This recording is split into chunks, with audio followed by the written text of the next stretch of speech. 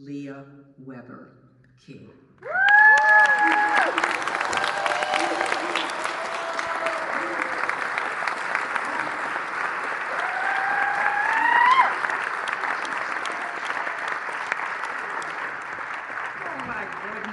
Thank you. Welcome. So much. Thank you, all of you, for that warm welcome. I am so happy to be here. Santa Barbara has been so gracious to me over this weekend, and I am just honored to join you guys on this very special day. To Santa Barbara MLK Committee President Gregory Freeland, Executive Director, Ms. Anya Brown Lawson, the officers of this wonderful committee, members of the Board of Directors and Advisory Board, the committee members, my personal hosts this weekend, and my friends, Wendy Ely Jackson and Maynard Jackson III, citizens of Santa Barbara, and friends, good morning to all of you, and thank you for gathering here today. I am deeply honored to join you on this occasion as we commemorate the Reverend Dr. Martin Luther King Jr. and his enduring impact, honoring not just a man, not just a holiday, but a living legacy that continues to call all of us toward our better selves. Decades ago, our nation made a profound choice. After years of advocacy by my mother-in-law, Miss Coretta Scott King, and countless others who refused to let this dream die, President Reagan signed into law a federal holiday honoring Martin Luther King Jr. It was the first holiday to honor a private citizen, an African American, a man of peace, and a man of God. But more than that, it was a commitment, a promise that we would pause each year, reflect on how far we have come, and recommit ourselves to how far we still must go. I stand before you today not only as someone who has studied this legacy, but as someone who has lived within its embrace. As the wife of Dexter Scott King, I witnessed firsthand what it means to carry forward a father's dream, to bear the weight of history while striving to make it relevant for a new generation. Dexter devoted his life to preserving and furthering his father's work. And in doing so, he taught me that this legacy is not a relic to be preserved in amber. It is a living flame to be carried forward. Today, as we gather to honor this man, I want to speak to you about something that Dr. King understood deeply. That the struggle for justice is ultimately a spiritual struggle.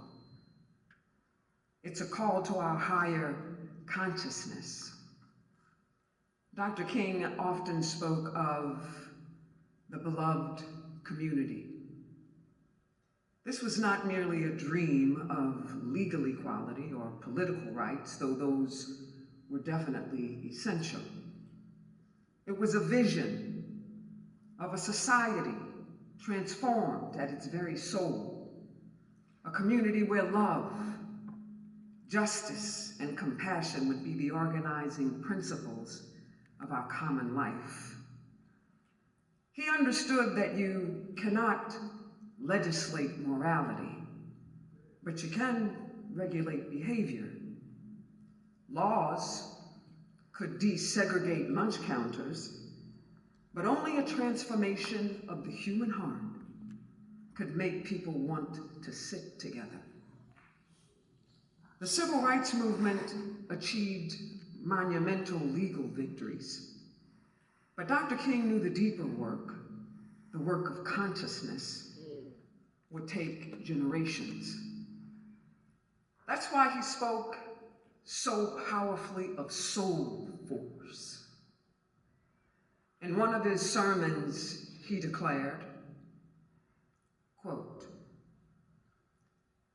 "I've seen too much hate to want to hate myself. And every time I see it, I say to myself, hate is too great a burden to bear. Somehow, we must be able to stand up against our most bitter opponents and say, we will match your capacity to inflict suffering by our capacity to endure suffering. We will meet your physical force with soul force. Do to us what you will, and we will still love you. But we cannot in all good conscience obey your unjust laws, because non-cooperation with evil is as much a moral obligation as is cooperation with good. And so throw us in jail. And as difficult as that is, burn us alive, we will still love you. Bomb our homes and threaten our children. And as difficult as that is, we will still love you. Send your hooded perpetrators and violence into our communities at the midnight hours and drag us out on some wayside road and beat us and leave us half dead, and we will still love you. But be assured that we'll wear you down by our capacity to suffer. And one day we will win our freedom. We will not only win freedom for ourselves, but we will so appeal to your heart and to your conscience that we will win you in the process. And our victory will be a double victory. End quote. Soul force. Not the force of weapons or violence, but the force of moral conviction, of unwavering love, of a spirit that refuses to be broken. It is the power that transforms not only circumstances, but hearts. It's the power that seeks not merely to defeat an opponent, but to redeem them, to win a double victory. Freedom for the oppressed and transformation for the oppressor. That is our work. That is the work of this moment. In the decades since the holiday was established, we have witnessed remarkable transformations. We have seen people of all backgrounds rise to positions of leadership once unimaginable. We have seen walls come down, doors open, and opportunities expand. We have made progress that would have seemed like miracles to those who marched across the Edmund Pettus Bridge or sat at segregated lunch counters. Yet, we also know that the dream remains unfulfilled. We see it in the persistent disparities in education, in healthcare, in economic opportunity. We see it in the divisions that cleave our communities along lines of race, class, and ideology.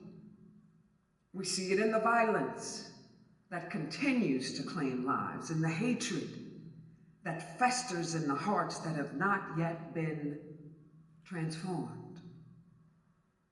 And we see something else, something that reminds us why the work of consciousness is so vital. We see hard-won legal victories can be reversed. Rights that we once thought were secure can be stripped away. Laws that protected the vulnerable can be rolled back. Courts that once opened doors can close them again.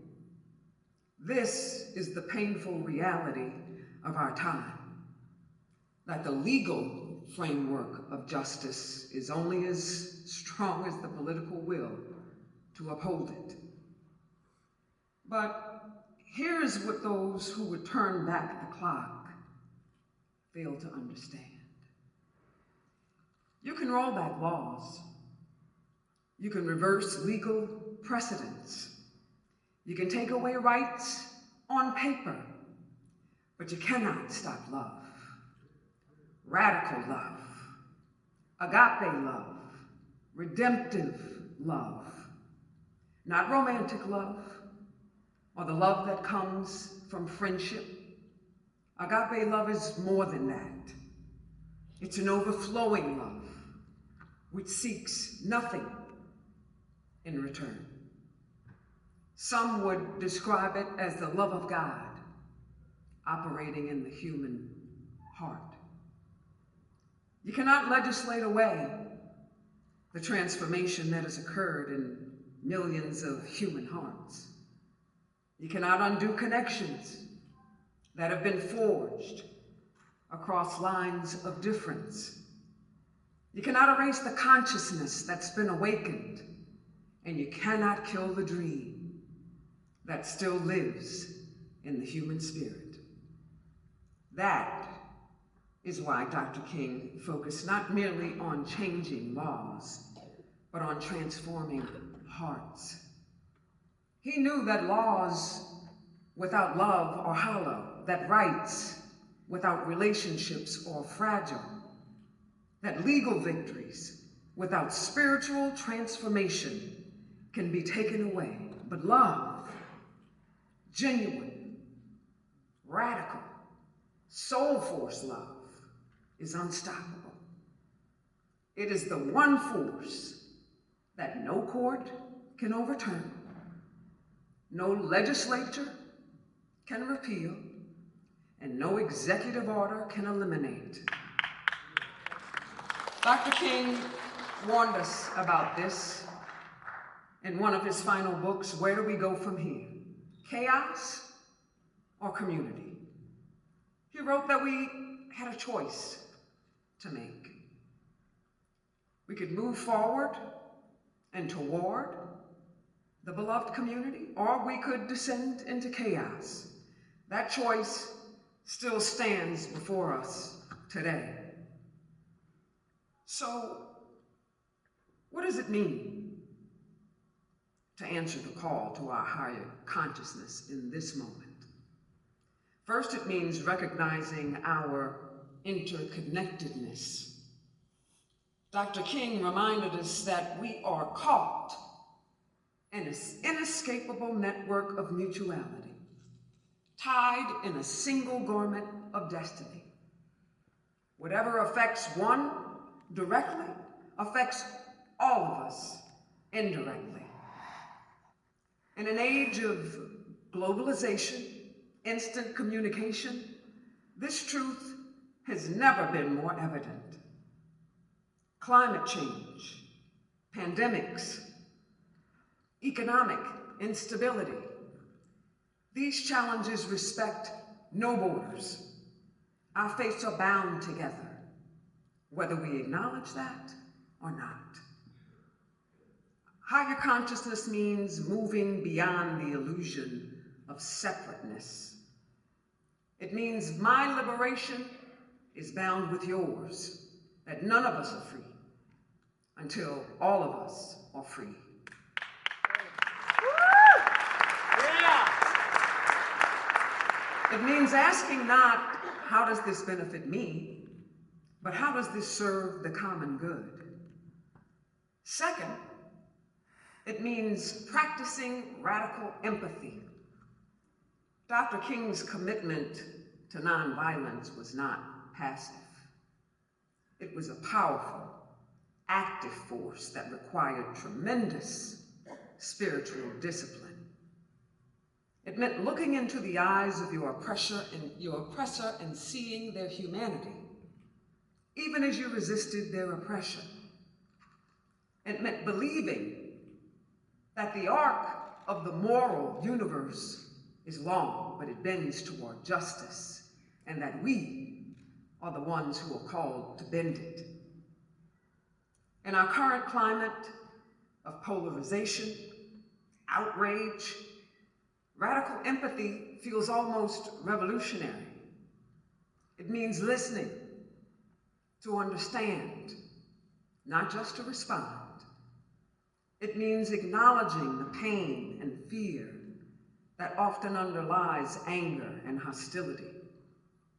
It means refusing to dehumanize those with whom we disagree, even when we stand firmly for justice.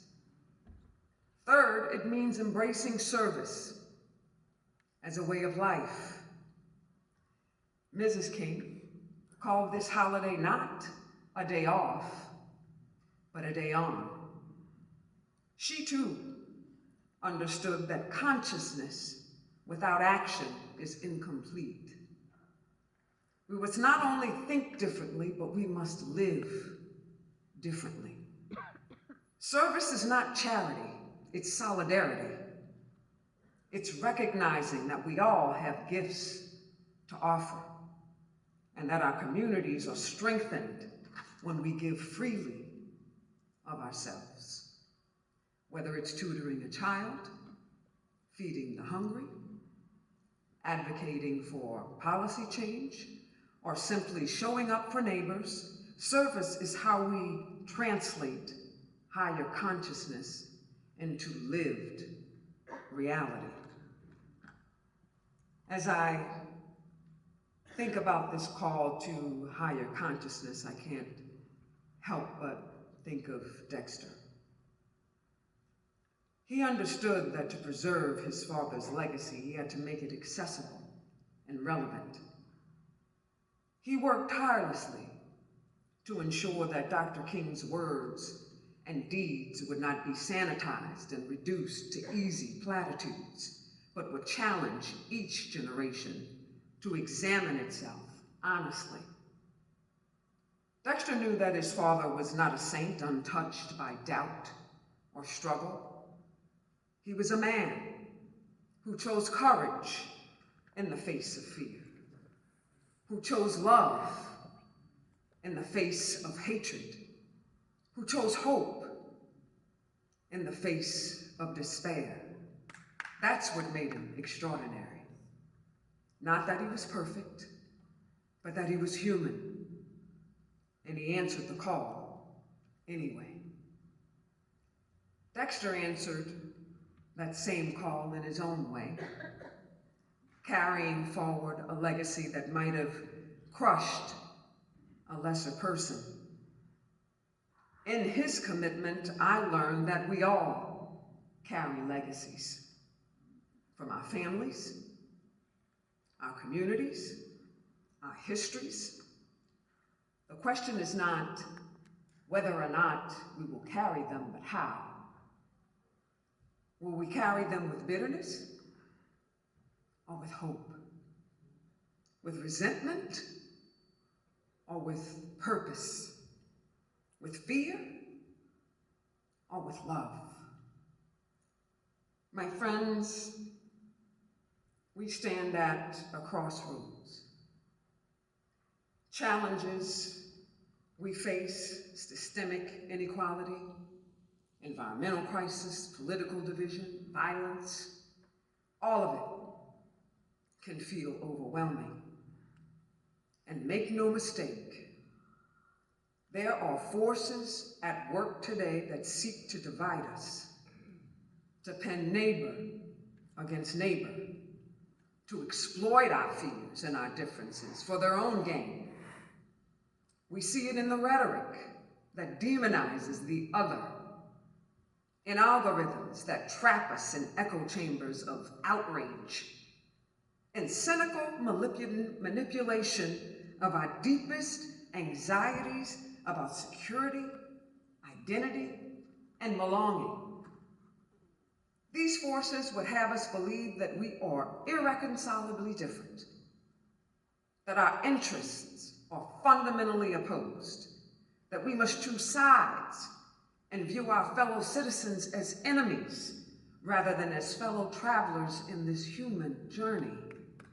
Woo! Yeah. They feed on division because division is profitable. It's politically expedient and allows those in power to maintain control while we fight among ourselves.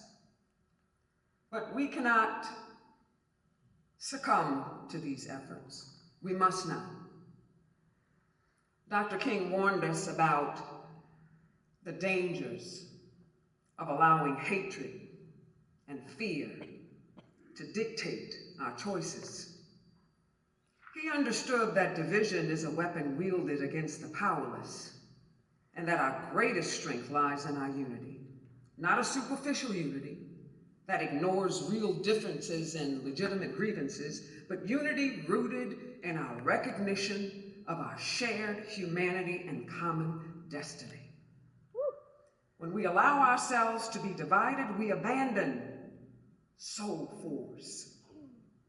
We give away our power. We betray the legacy of those who suffered and sacrificed so that we could stand here today. The work of higher consciousness requires that we see through these divisive tactics, that we refuse to participate in the dehumanization of others, and that we actively build bridges even while forces around us are building walls. It would be easy, I know, to despair, to turn inward, to protect only our own. But that is not the path of higher consciousness. That is not the path that Dr. King walked, or Coretta, or Dexter, or the countless known and unknown freedom fighters who made this day possible. The path of higher consciousness requires something more of us. It requires that we see this moment not as an ending, but as a beginning. That we understand these past decades not as the completion of the dream, but as the foundation upon which we must build. It requires that we ask ourselves the hard questions. Where am I complicit in systems of injustice? Where have I chosen comfort over courage? Where have I remained silent when I should have spoken? Where have I allowed fear to override love? And then it requires that we act, not perfectly, none of us are perfect, but persistently, not without stumbling, but without giving up, and not alone, but together. Woo! As we leave here today, I want to challenge each of you, each of us, to make a commitment. Not a vague promise, but a concrete action that moves us toward the beloved community. Maybe it's having a difficult conversation you've been avoiding. Maybe it's volunteering in a part of your community you don't usually engage with. Maybe it's examining your own biases and working to transform them. Maybe it's using your voice, your vote, your resources to advocate for justice. Maybe it's simply choosing to see the humanity in someone you've written off. Whatever it is, Let it be something that stretches you, that calls you to your higher self. Yes. Dr. King once said, the time is always right to do what is right. Not when it's convenient, not when it's easy, not when everyone else is doing it, now. In the years to come, when future generations look back on this moment, what will they say about us? I don't want to know. Will they say we understood the moment we were living in? Will they say that we rose to meet it? Will they say we answered the call? I hope so. To our higher consciousness? I hope so. The answer to these questions is being written right now in the choices we make today. Let us choose love over fear. Let us choose justice over convenience. Let us choose the beloved community over the divisions that would tear us apart. Let us honor not just the memory of Martin Luther King Jr., but the movement he represented and the dream he dared us to fulfill. And let us do it together as one community, bound by our common humanity and our shared hope for a better world. I pray to God. Thank you, Santa Barbara. I love you. And may we all have the courage to answer the call. Thank you. Thank you.